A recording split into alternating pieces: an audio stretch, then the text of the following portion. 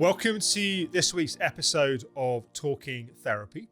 Talking Therapy is the companion podcast to my YouTube series In Therapy, where we follow brave participants on their real-life therapeutic journeys with me. It's part of my mission to break the stigma around mental health, chronic illness, the reality that we all struggle. We all go through challenging and difficult times in our lives. And in this week's episode, I'm going to be exploring some of the themes from David's most recent episode around emotions, why we need to feel them, some of the challenges that can come up from doing that. I'm going to touch a little bit on social media, some of the pros, the cons, and the issues that we can have with social media. I'm also going to be answering some of your questions. Firstly, though, just a little reminder of one of the key themes in Hannah's episode last week. It's one thing to be suffering and feel terrible on a day. But if you can see, I understand where I am and where I'm going, and I have hope and faith that that's the right path, one can sort of get through that day and, do the best they can. But when there's a sense of it's never going to change and it's always going to be like this, it's hard to feel motivated. But then the problem is, as you discovered, that when you drop the tools and strategies that ultimately do support you, then the ground sort of falls away in a sense. And it's like putting those things back in place, I think really is important. Yeah. It's almost like, how can you set things up over the sort of coming weeks where you're being the best support of you that you can be? I think what's really key about this is wherever we are on our therapeutic journey, if we're at the beginning, we need those foundational tools to get that psychological scaffolding to stabilize us and to get things in place. As we go a bit further down the path and we start to work with some of those more challenging areas, we really need that foundation, that stabilizing to be able to do that work. And ultimately, as we get further down the path, and I think one of the challenges that Hannah's been having is those fundamentals can become a bit boring and a bit tedious sometimes, but they're all the more important to keep us steady, to keep us solid, and to keep us on the right track.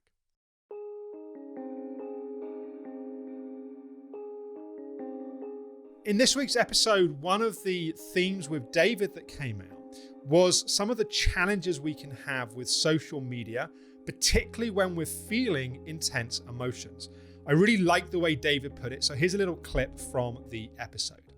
I did go through a long period where I was shouting at the telly, and it's like, I always describe Twitter as shouting at cows. It's like, it's that, because it is that time where you just put out into the ether. So here's the thing, here's the challenge with social media. Social media can absolutely become an addiction. And like all other addictions, often we don't realize we have a problem with it until we have a problem with it. And setting those boundaries and to make sure that we're using social media rather than social media using us, which by the way is sort of partly how it's deliberately designed to be addictive, to cause those senses of conflict and tension, because that's what gets us hooked in. We need to make sure that we're using it in an empowering way. And I think sometimes people can take these quite black and white perspectives and be saying, you should never use social media. And yet I would say that for our kids during this, particularly this third lockdown here in the UK, being connected to their friends online has been really important. In the first lockdown, it was springtime and we could go out for walks much more easily. And there was just a sense of kind of novelty to the experience. But being able to do online gaming and, things like Minecraft and Among Us and this whole new world you discover as a parent has been really important. And putting in place some boundaries around that has been challenging at times as well. But it's not the case that social networks are good or bad, right or wrong. It's about our relationship to them. It's the same thing with alcohol and food and sex and exercise and all of these things. The thing itself is often not the problem. It's how we are in relationship to it. And I think it's a good opportunity just to check in. What is your relationship like with social media? Is it a place that you go to escape when you're feeling overwhelmed and overloaded? Is it a place you go to when you feel unsafe or unsure? Is it a place you go to vent, which is sort of part of what David's sort of discovering, that when he's feeling intense emotions, vomiting them and throwing them out on social media as a sort of way of attempting to discharge and deal with them. But remembering being connected, I mean, one of the main ways that I share my work is via social media. I like to think that that's a positive thing. But I think sometimes just taking some time to check in with, what is our relationship like? Where's the place from which we're meeting social media? Are we able to stop? A sign of an addiction is that we're out of control. We're unable to stop doing that thing that we are addicted to. Do you have awareness of what you're trying to get from social media when you're using it? So is it a sense of you just automatically going on, or is there a sense of actually you're looking for stimulation and you go on social media? Or as I was saying a bit earlier, that you're trying to escape how you're feeling. As I've said many times, I think in this podcast now, as many other places, if you can see it, you don't have to be it. The more awareness, the more attention you put on your relationship with social media, I think the better. I think sometimes what's also important is to realize that social media gives us a lot of breadth of contact, doesn't always give us depth of contact. And I think sometimes taking those online relationships offline, or taking those sort of group connections. And one of the things that I found particularly nurturing during lockdown is just having long phone calls with close friends of mine. My wife and I having Zoom dinners with some of the couples that we're good friends with. And just remembering that numbing out to how you feel and having lots of sort of breadth of contact is not the same as having that nourishment and that feeling really connected and really supported.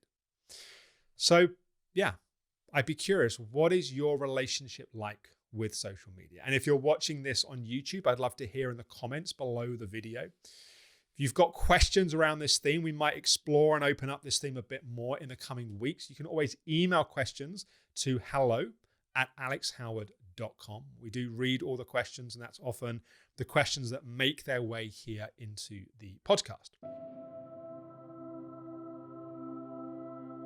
The theme of questions we've taken this week is questions around emotions and how to work with emotions, express emotions. We started to touch on that a little bit with David in the episode. It's also an upcoming theme for Katie.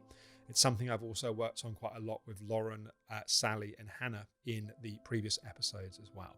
And this first question is, when you're dealing with energy limitations in things like chronic fatigue syndrome, fibromyalgia, how do you express your emotions without burning yourself out? I think the first thing to say here is just recognizing that you've got a lot going on emotionally is a really helpful step. Often our emotions are repressed, suppressed, ignored, and we're not in touch with them, therefore we can't do anything to work with them. If you can recognize there are emotions that need to be processed, sometimes there are ways of metabolizing and digesting those emotions which don't require the sort of more emotional release work like punching pillows or screaming into pillows. Pillows seem to get a lot of abuse in the process of digesting emotions.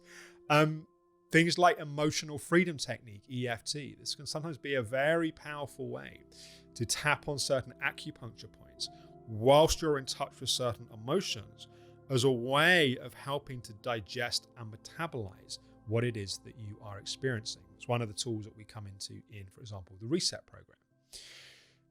If though what you find is as you're working in that way, there's just a lot of emotion that just needs moving in a sort of more physical way, then I would really listen to your body in the process. And this is a theme that I get into a bit with Hannah at various points in her therapeutic journey.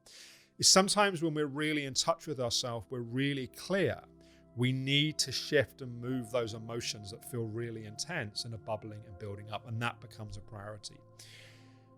Other times what we need is a period of just more stabilization and more steadiness. And actually the last thing we need to do is to be feeling all of those emotions. And that kind of awareness for ourselves of like, right now, what do I most need, I think is important. If what you need is to express those emotions, remembering you don't need, and more importantly, it's probably not possible to clear and digest all of those emotions in one go. It's a process. It's a journey of digesting those emotions that takes some time. So you might take 5 or 10 minutes to scream into a pillow or punch the bed or whatever whilst being in touch with your body, and then go, that's enough for today. And that's okay. You don't need to force the process. The journey takes ultimately the time that it takes. And remember also that your physical body, your emotional body, has an amazing capacity towards its own healing.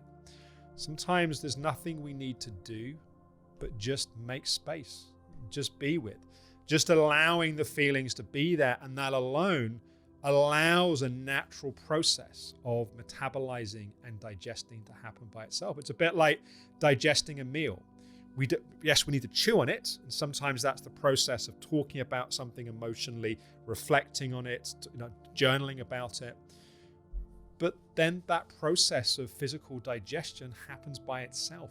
The same thing can be true emotionally as well. The second question is, doesn't expressing our emotions cause more suffering in the world? If we're feeling a lot of anger, for example, and by feeling that anger, particularly if we're throwing that anger around and so expressing that anger at other people, we're not just causing more suffering. And in a sense, by throwing our anger at someone else, then they feel hurt and they feel angry, then they throw it at someone else, and then it just sort of goes round and round. So I think this is a really, really important distinction that I'm going to make here. And when I learned this many years ago, it was a really important, A, just piece in understanding this, but B, also took away from me one of my biggest blocks to feeling my own emotions, because I grew up in an environment with a very emotionally volatile and at times dangerous sister. And so I learned that when people express their emotions, other people get hurt.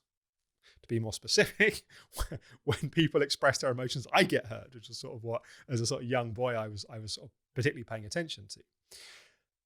There's a big difference between feeling your emotions, having your emotions in your own body and in your own experience, and vomiting and throwing those emotions out at other people. Making that distinction is very important. My permission in the work that I do with people emotionally, my permission is never to throw your emotions at others and cause more pain and suffering. Yes, there are times where we need to have boundaries and say, look, that's completely not okay for me. And we put up and we hold that boundary. But my permission is not to cause more suffering. Sometimes, as I say, we need the boundary. My permission is to let us have our emotions in ourselves. You might be ragingly angry and frustrated and pissed off and feeling the energy of that and letting that move in your body, but you're not throwing it. You're not throwing it at other people in an attempt to cause them suffering. And I think for most of us, what we've been used to is if someone feels emotion, it gets expressed at, it gets thrown at other people. There's a big difference between feeling your emotions and vomiting your emotions at others. Having permission to feel our feelings is so important, because you can't heal what you don't feel. And what we don't feel gets suppressed, gets held in our body, and impacts upon our health and our well-being in all kinds of ways. So learning how to feel our emotions, it's a big topic. And again, it's something we go into a lot in the Reset program. But just recognizing this distinction, I hope, is helpful. Certainly, it was very helpful for me.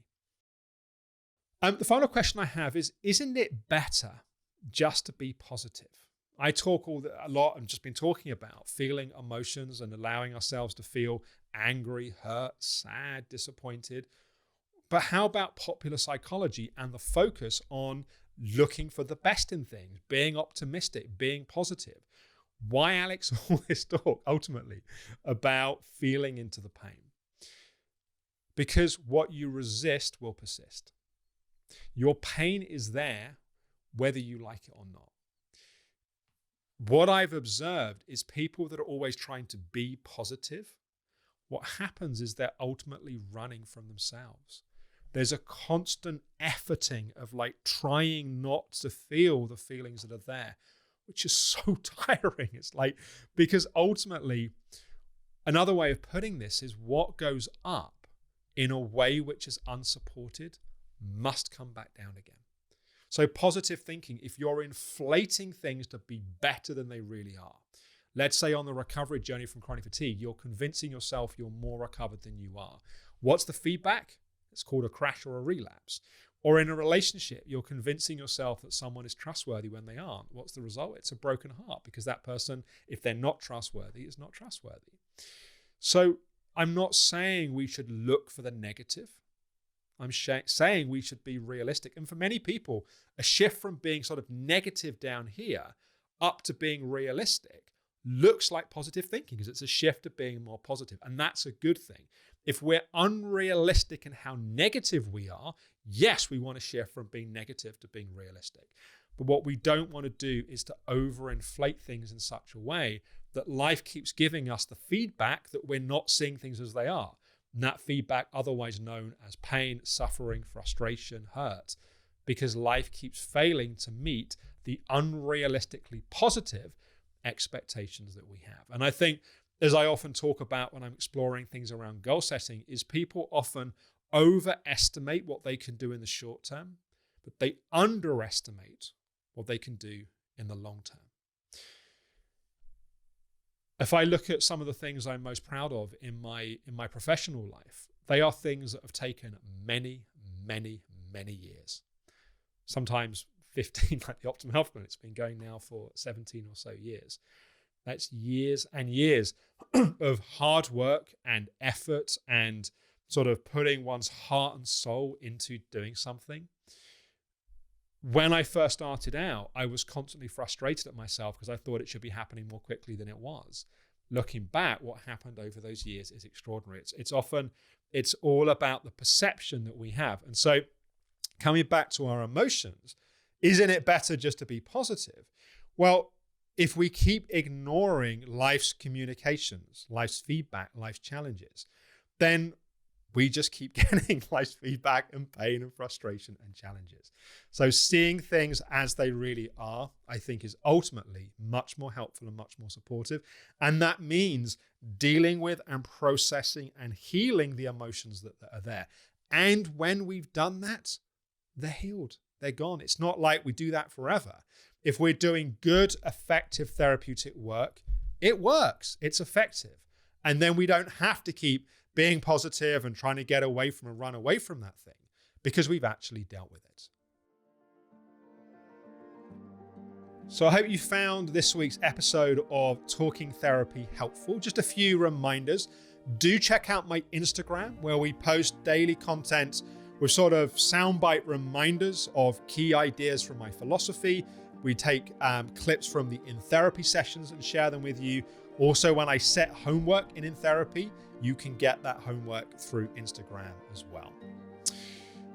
We've started releasing some new meditation videos on YouTube, on not every Sunday, but we put something out every Sunday, and often it's a meditation. So do go and check out those new guided meditations for free now on YouTube. Next week on In Therapy, we're going to be catching up with Katie again. We're going to be following up with and working with this idea of get into jail free cards that I introduced to Katie on her last session.